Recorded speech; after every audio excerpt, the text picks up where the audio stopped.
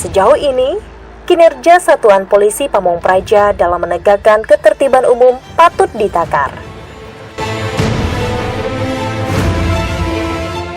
Satuan Polisi Pamong Praja atau Satpol PP Kabupaten Belitung merupakan organisasi perangkat daerah yang mempunyai tugas untuk membantu kepala daerah dalam menegakkan peraturan daerah dan penyelenggaraan ketentraman dan ketertiban umum.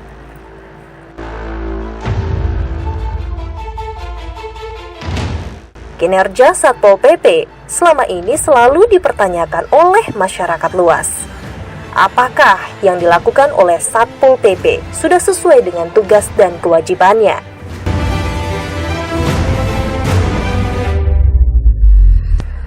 Upaya dalam penegakan ketertiban umum serta kendala yang mempengaruhi kinerja Satpol PP tersebut.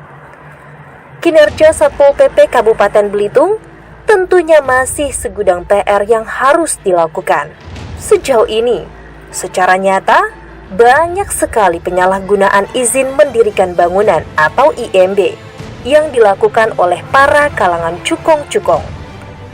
Penyalahgunaan peruntukan IMB dari peruntukan gudang ataupun ruko, namun malah dibangun sarang burung walet.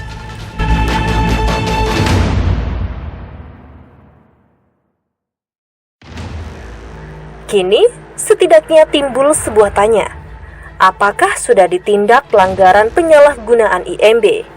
Kita ketahui bersama, PPNS selaku pegawai negeri sipil tertentu yang diberi wewenang khusus untuk undang-undang sebagai penyidik harus eksis dalam melakukan penyidikan terhadap pelanggaran perda dan perkada. Namun, sudahkah secara realita dilakukan penindakan? Faktanya tanyakan pada rumput yang bergoyang.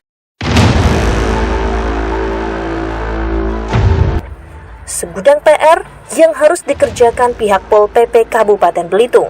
Pada masa kini, bisnis panti pijit menjadi sebuah bisnis yang cukup mudah untuk meraih cuan. Sejauh ini secara nyata, dugaan adanya bisnis panti pijit hanya sebuah kedok prostitusi ilegal. Namun, secara nyata, para pekerja panti pijit masih juga tidak memiliki sertifikat keahlian yang seharusnya mereka miliki. Gambaran sebuah potret nyata, perlu adanya penegakan perda yang komitmen. Selain itu, maraknya parkir liar di sepanjang jalan secara nyata masih saja terjadi.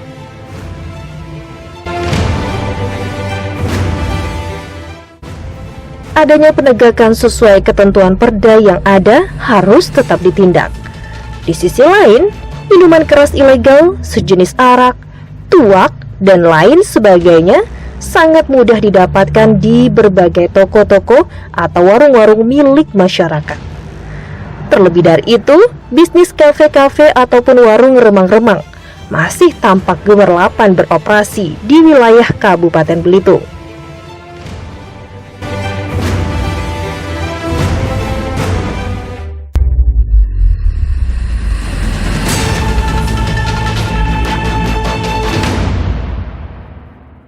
Penertiban tambang-tambang ilegal yang berada di fasilitas umum milik Pemda perlu komitmen untuk dilakukan penertiban.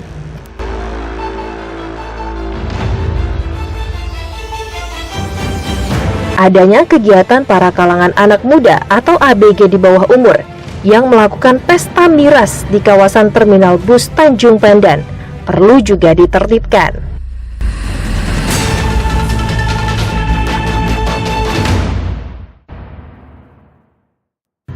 Penginapan yang seringkali dijadikan sarana tempat prostitusi harus senantiasa ditindak sesuai ketentuan yang berlaku.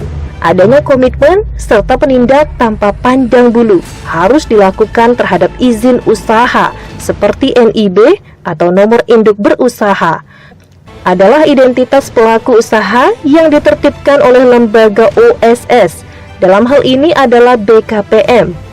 Selaku pelaku usaha melakukan pendaftaran melalui OSS atau Online Single Submission. Ditegakkan dalam PP, jenis perizinan berusaha terdiri atas A. Izin usaha dan B. Izin komersial atau operasional. Sementara Permohonan perizinan berusaha terdiri atas A. Pelaku usaha perseorangan dan B. Pelaku usaha non-perseorangan. Perizinan berusaha menurut PP ditertibkan oleh Menteri, pimpinan lembaga, gubernur, atau bupati atau wali kota sesuai kewenangannya, termasuk perizinan berusaha yang kewenangan penertibannya telah dilimpahkan atau didelegasikan kepada pejabat lainnya. Pelaksanaan kewenangan penertiban berusaha sebagaimana dimaksud termasuk penertiban dokumen lain yang berkaitan dengan perizinan berusaha wajib dilakukan melalui lembaga OSS. Bunyi pasal 19 PP ini.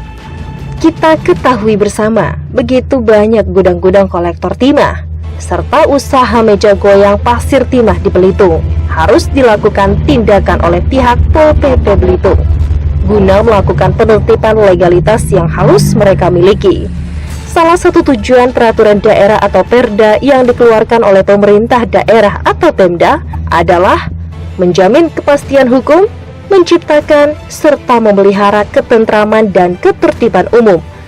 Penegakan Perda melakukan wujud awal dari terciptanya keamanan dan ketertiban masyarakat.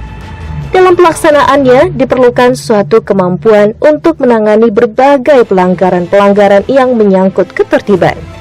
Dalam rangka menegakkan Perda, unsur utama sebagai pelaksana di lapangan adalah Pemda. Dalam hal ini kewenangan tersebut diemban oleh Satuan Polisi Pamong Praja atau Satpol PP. Satpol PP mempunyai tugas membantu kepala daerah untuk menciptakan suatu kondisi daerah yang tentram, tertib, dan teratur, sehingga penyelenggaraan roda pemerintah dapat berjalan dengan lancar dan masyarakat dapat melakukan kegiatannya dengan aman. Oleh karena itu, di samping menegakkan Perda, Satpol PP juga dituntut untuk menegakkan kebijakan Pemda lainnya, yaitu peraturan kepala daerah, untuk memenuhi harapan masyarakat atas upaya perlindungan dan ketertiban, merupakan tantangan tersendiri bagi kelembagaan, khususnya Satpol PP itu sendiri, dalam memenuhi tugas pokok dan fungsinya, di mana perlu didukung oleh kualitas sumber daya optimal, anggaran operasional, dan sarana prasarana Satpol PP yang memadai.